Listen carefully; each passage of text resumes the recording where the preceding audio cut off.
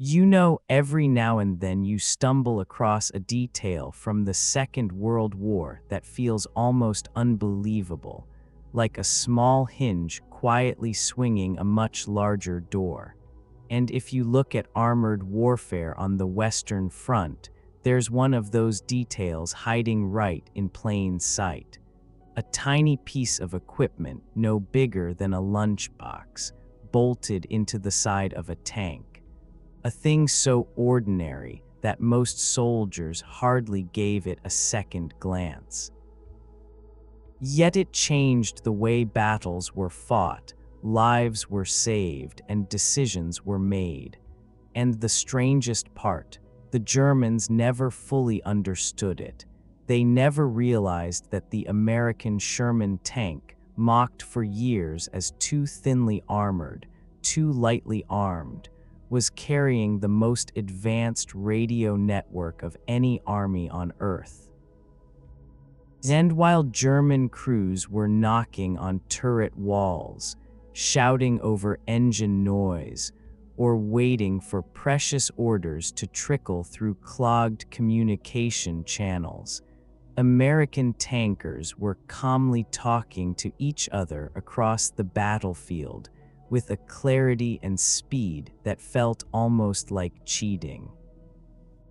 So before we dive into this strange and powerful chapter of the war, take a moment to subscribe to the channel, give the video a like, and send it to any friend who loves history as much as you do. It helps more than you know, and it keeps stories like this alive. Now picture a tank battle, dust in the air, engines rumbling like rolling thunder, shells landing somewhere ahead, shaking the ground with every impact. A commander stands half out of his turret, goggles smeared, jacket dark with sweat.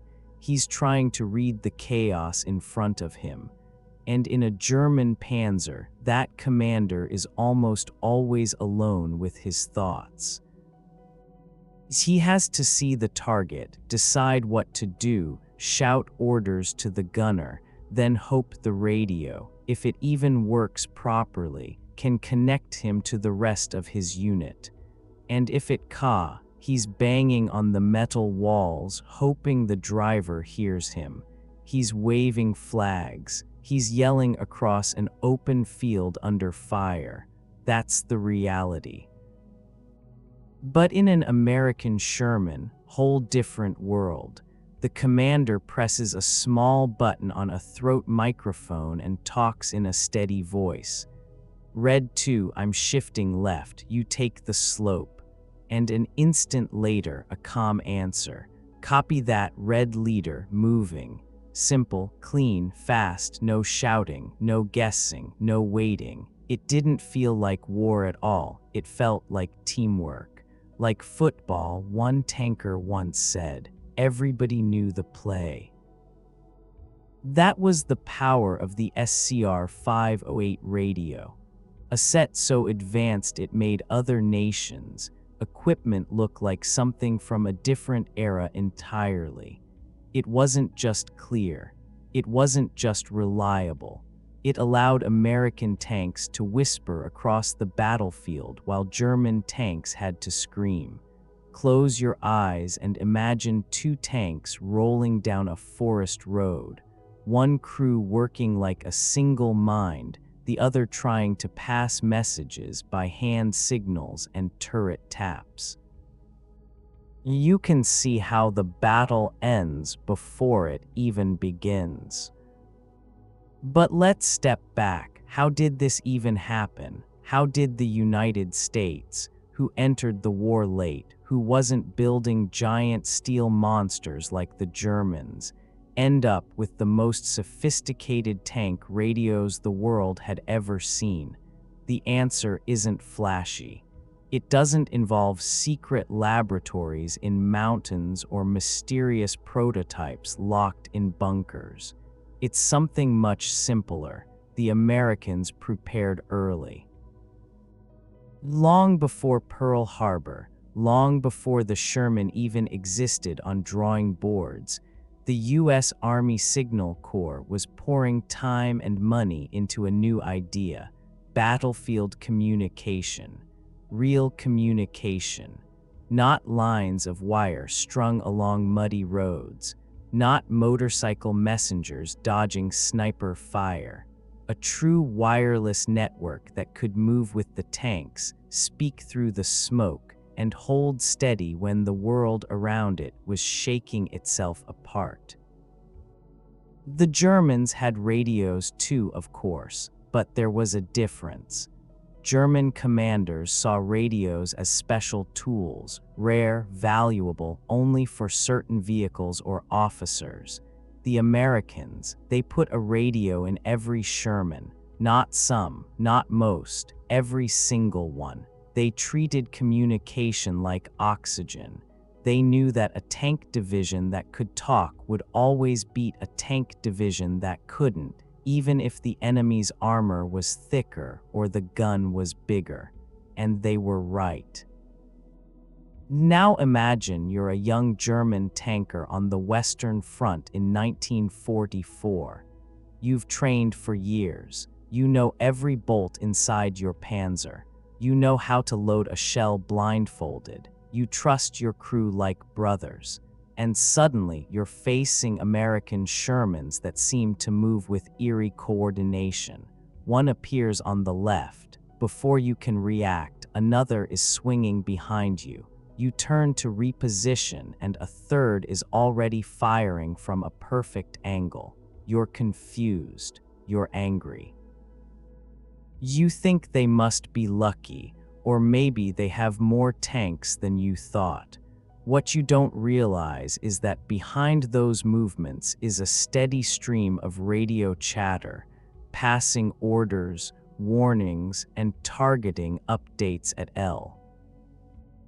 lightning speed. To you, it looks like chaos. To them, it's choreography. And here's the painful truth that German soldiers later admitted. Many of them had no idea the Americans had such advanced radios. They assumed the Shermans were just light, simple, mass-produced machines pushed into battle by sheer numbers. They didn't understand that the most powerful thing inside that tank wasn't the cannon or the armor.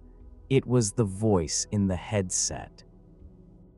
But the story gets even more interesting when you look at how American tank crews used these radios. They weren't just talking to each other. They were talking to artillery batteries miles away, to forward observers hidden in church towers, to infantry officers pinned down behind hedgerows, to aircraft flying overhead. Shermans could reach out across the wider battlefield and pull firepower down exactly where it was needed. The Germans had nothing like that. Their tank radios rarely reached beyond their immediate unit. They couldn't call aircraft. They couldn't summon artillery with any speed. It was like fighting with one eye closed. There's a moment recorded in an after-action report from Normandy, written by a lieutenant who commanded a Sherman leading a small column through the bocage. They were advancing cautiously when they spotted movement ahead, German anti-tank guns. Normally, that would be a nightmare. A Sherman facing an 88 at the wrong angle was in terrible danger. But this lieutenant picked up his microphone, gave 2 short sentences, and his supporting artillery opened up in less than a minute. Smoke rolled across the field like a gray curtain, and his tanks slipped through the gap untouched. He wrote that he didn't feel brave. He felt connected, like someone had turned on a light in a dark room. And that connection kept saving lives over and over again.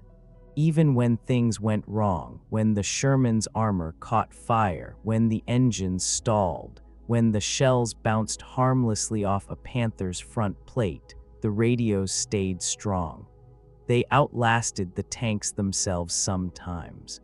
There were cases where a Sherman was burning out, ammunition cooking off inside, and the crew still used the radio in those final seconds to warn the others, saving comrades who never even saw the threat coming. German crews couldn't understand how American units reacted so quickly. They thought the Americans must have more officers in each platoon, or maybe they had scouts hidden in trees, or maybe this comes from an actual German interrogation report. They thought the Americans had some kind of special command tanks that relayed orders telepathically across the field. They never guessed the truth was sitting right in front of them, glowing faintly on a dashboard.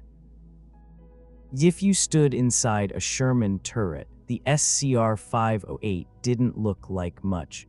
Just a metal box with knobs, wires, and a handset stored in a clip.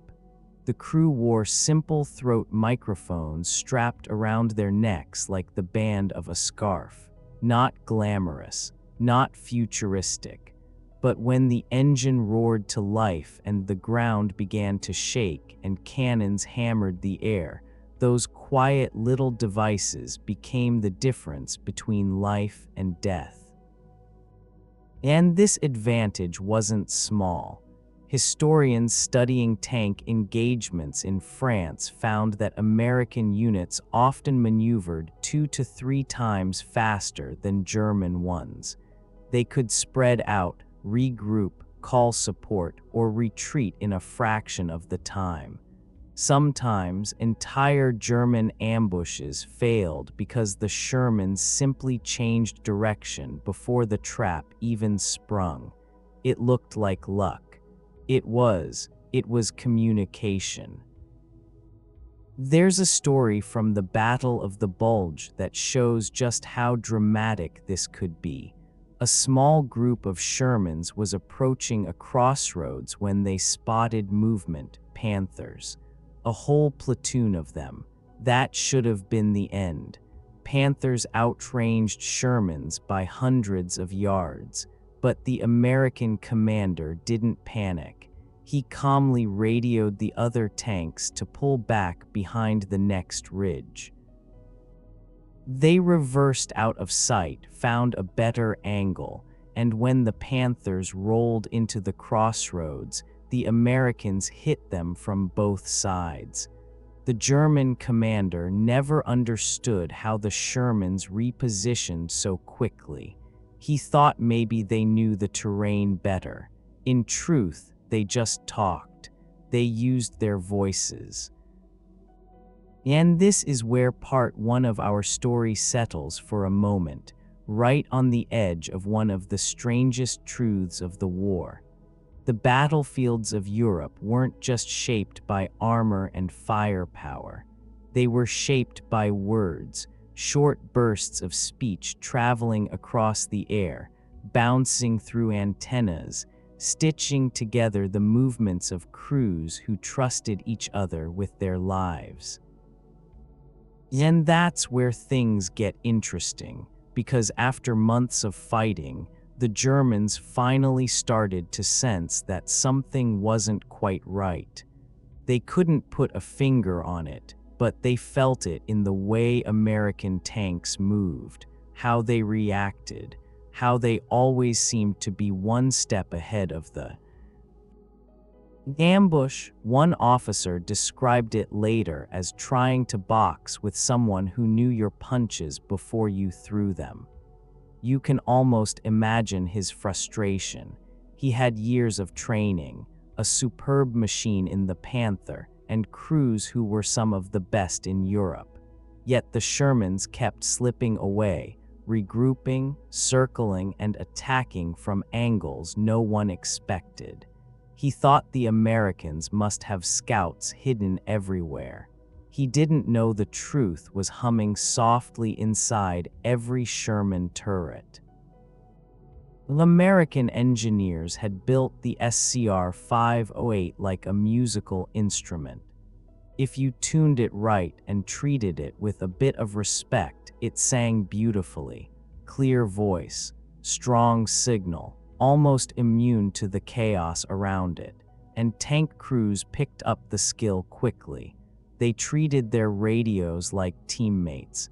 Before battles, while infantry cleaned rifles and mechanics checked tracks, the tank crews leaned into their turrets, adjusting knobs, tapping headsets, tightening the throat mics.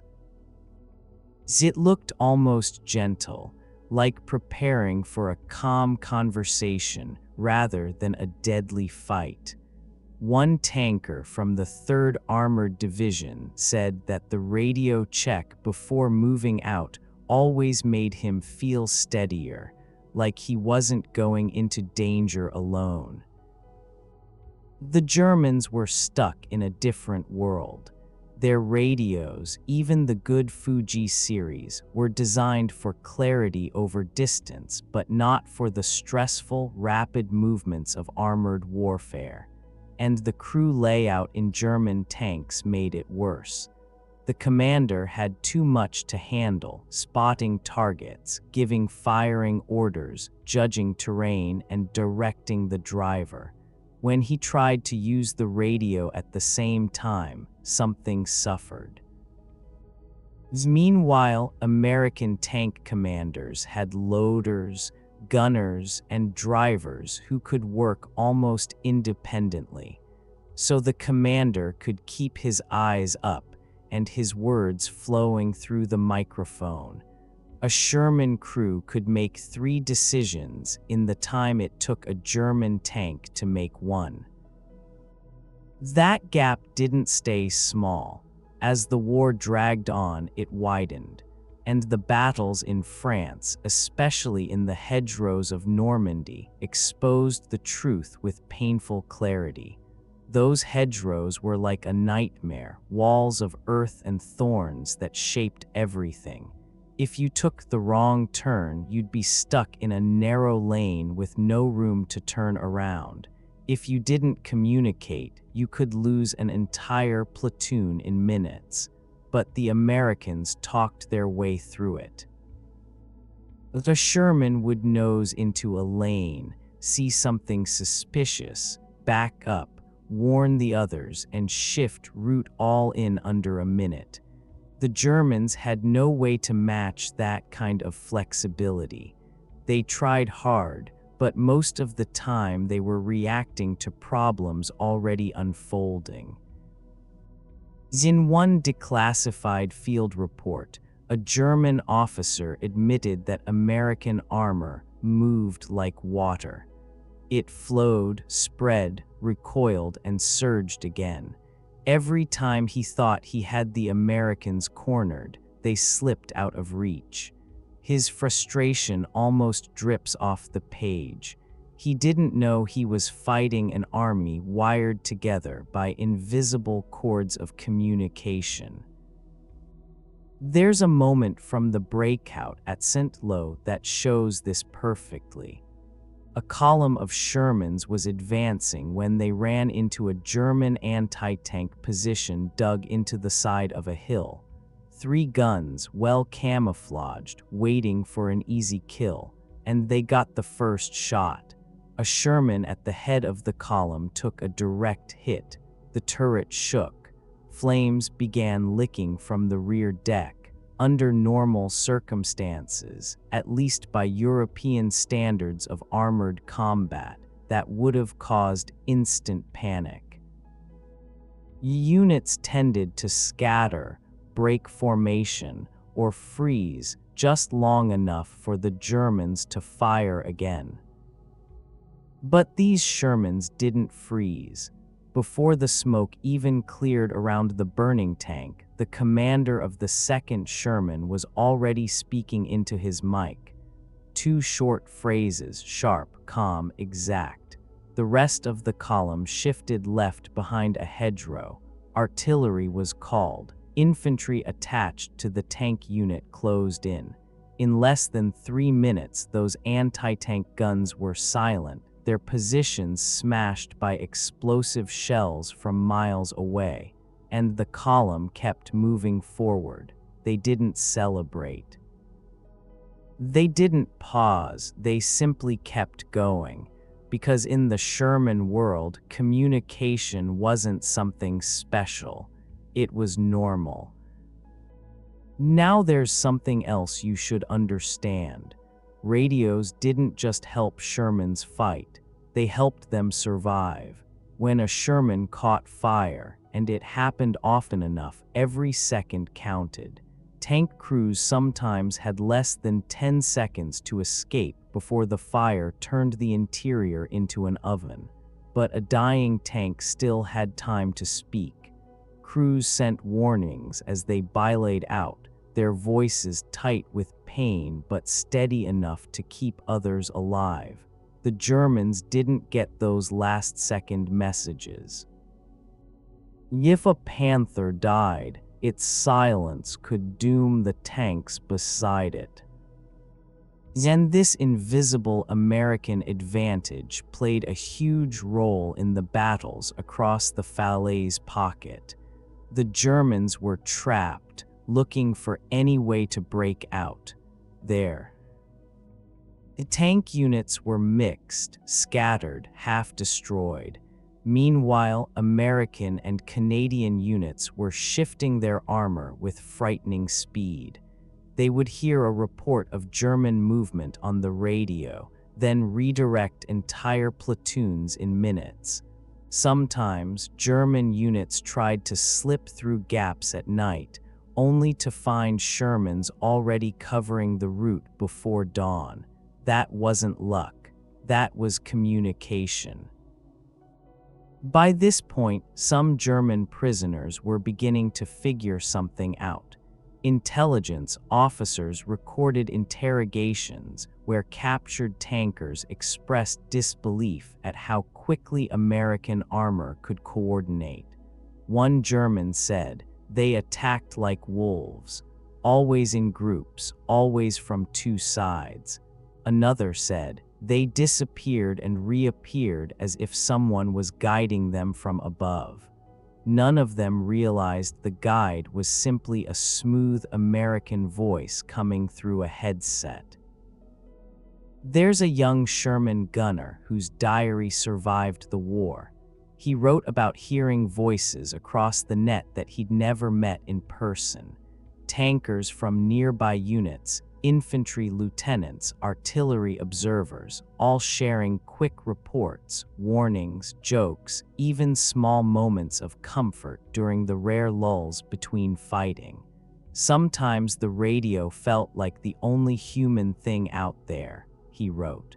A reminder that we weren't alone in that mess. It's a line that has stayed with me ever since I first read it. But now let's pause for a moment, just a small one. If this story has pulled you in, if you're enjoying this journey through a very overlooked part of the war, take a second to subscribe and hit the like button.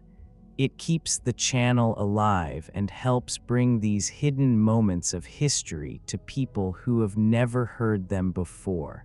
All right, let's keep moving. Things changed dramatically when the Americans reached the Siegfried Line.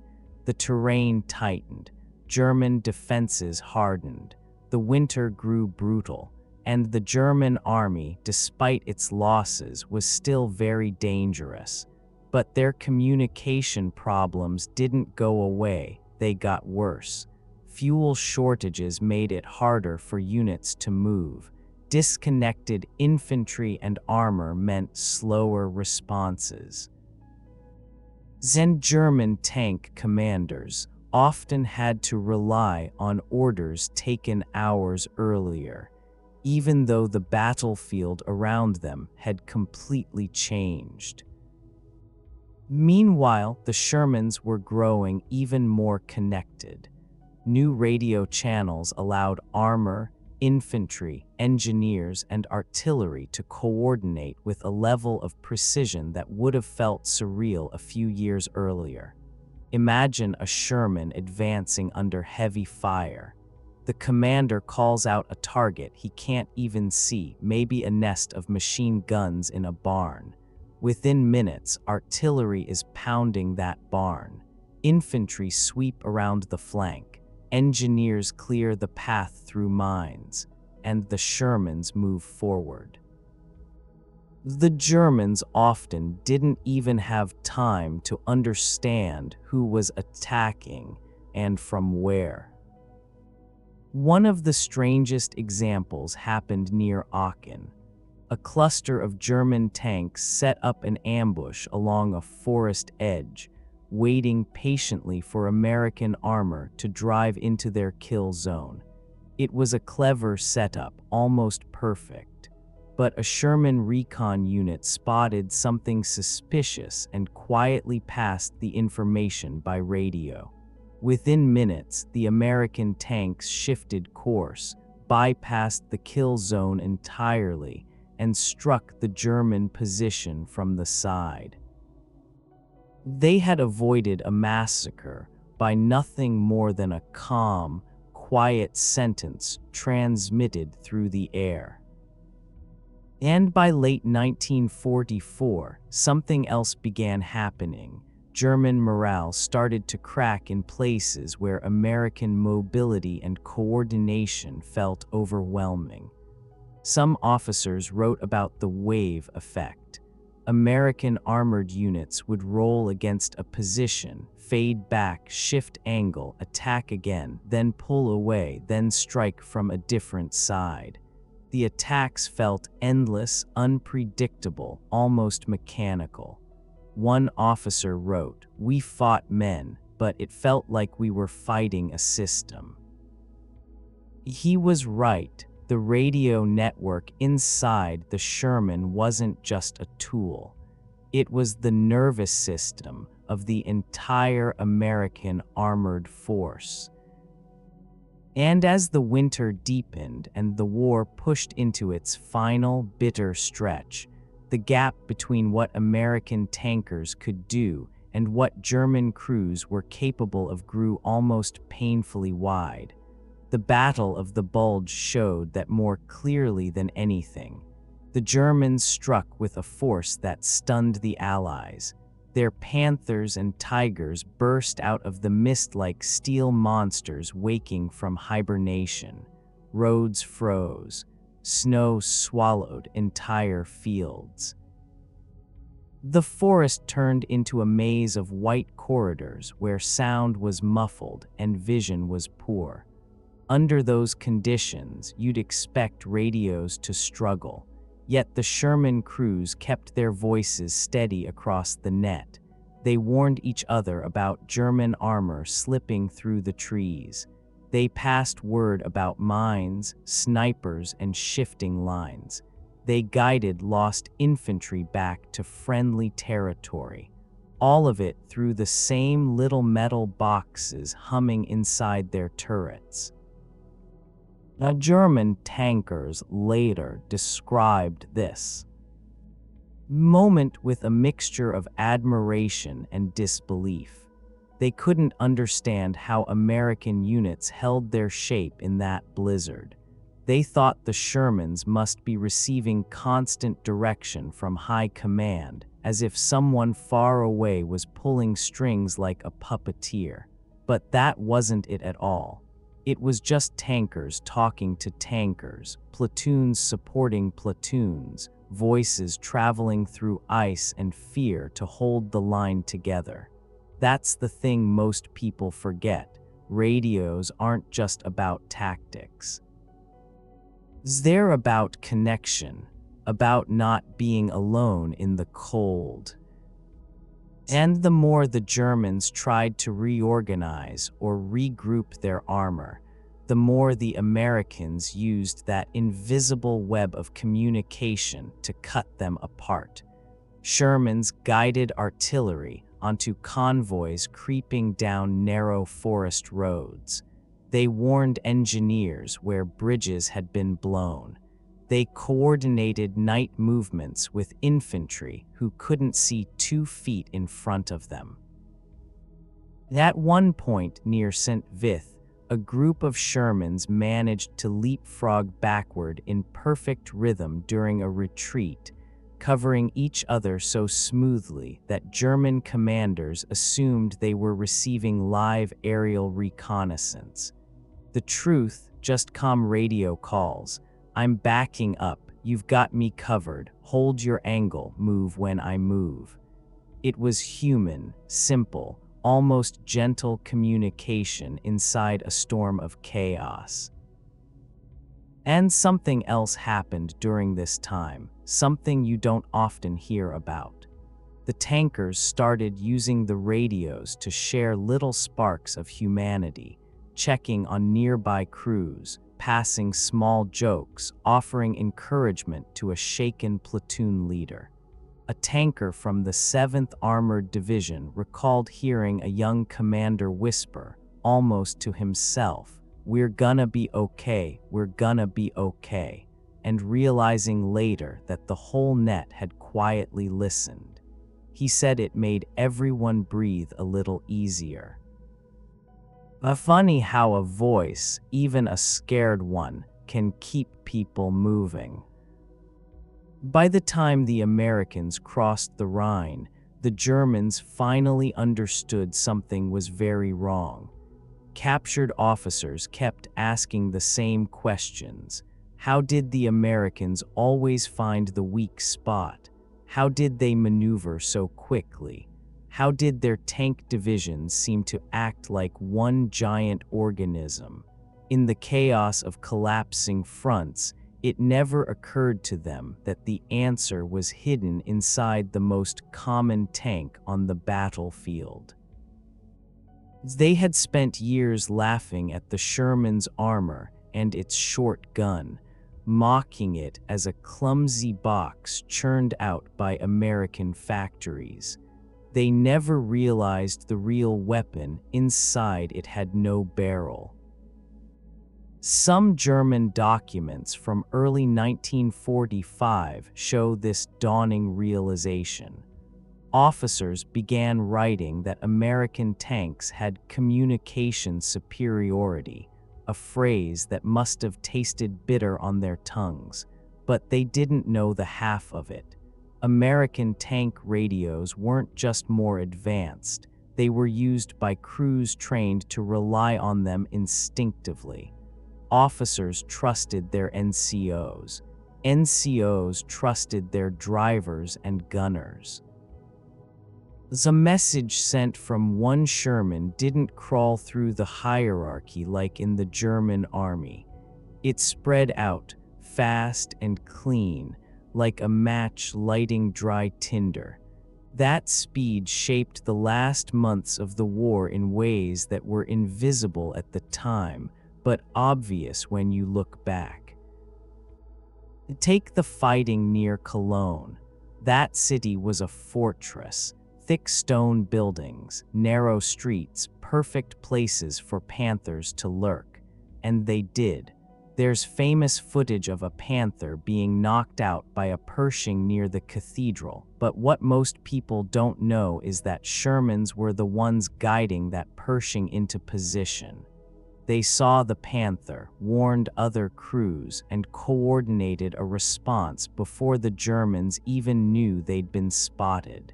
Without their radios, that moment never would have happened.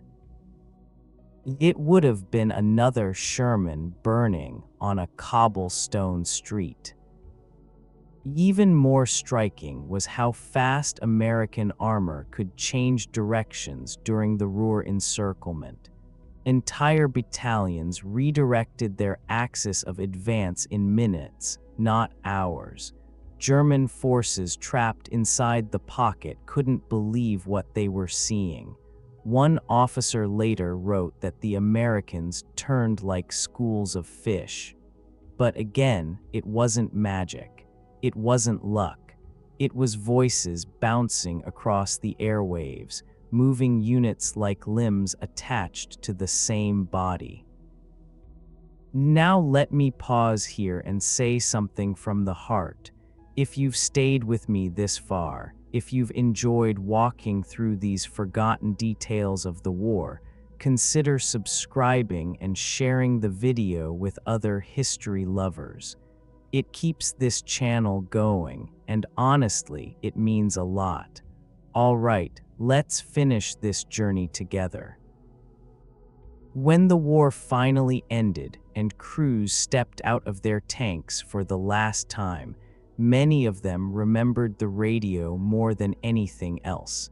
It was the sound of home for them, the sound of other men who understood what it meant to be afraid and keep moving anyway. Some tankers said they missed that steady buzz of chatter more than the rumble of the engine.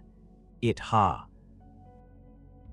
been their lifeline, their friend, and sometimes the only thing that reminded them they weren't fighting alone in a world that seemed to be falling apart. German officers who studied the war afterward came to a painful conclusion. They had never been beaten only by numbers or firepower. They had been beaten by a system of communication that allowed ordinary men to act with extraordinary coordination. They wrote about the American radio culture, a term that sounds strange today but was spot on. Americans trusted information. They trusted quick decisions. They trusted each other. And that trust flowed through the wires and antennas of every Sherman. And when you think about it, that's what war often comes down to, not the metal, not the guns, not even the strategies, but the simple ability of humans to reach out to each other, to warn, to guide, to comfort, to say, "I'm here," even when things look hopeless. The German crews never understood that the Sherman's greatest strength wasn't mechanical, it was human. Now, as these tankers grew old and looked back on their lives, many said the same thing in different ways. They didn't brag about kills or breakthroughs or heroics. They talked about voices, a familiar tone cutting through static, a friend calling their name in the middle of smoke and fear, a quick joke to break the tension, a warning that saved a crew they would never meet in person. Those voices were the real legacy of the Sherman. The invisible threads that tied thousands of men together across fields, forests, mountains, and ruined cities. The funny thing is, history books hardly mention that part. They talk about armor thickness, gun penetration, horsepower, turret design, all important, sure, but they miss the quiet heartbeat of the machine. They miss the sound of connection. And maybe that's why this story matters, because behind every tank, every battle, every movement across a map, there were people reaching out into the unknown with nothing but a microphone and a bit of courage. People who relied on each other in ways they didn't fully understand at the time. People whose voices carried through fear, smoke, mud, and night. In the end, when the guns fell silent and the Shermans rolled home or rusted away where they stood, those voices lingered in the memories of the men who heard them. They remembered the comfort of knowing someone was out there, listening, ready to help. That connection, fragile, invisible, and absolutely vital, is what helped win the war. And it's what remains, long after the tanks themselves are gone, like the echo of a story passed down by someone who lived through it, and wants you to understand that the real strength of any army, any mission, any struggle, comes from the human spirit that binds people together. And just like the dam busters, whose voices carried courage into the dark, these tankers found their strength not in steel or fire, but in each other. And that, more than any machine or weapon, is what endures.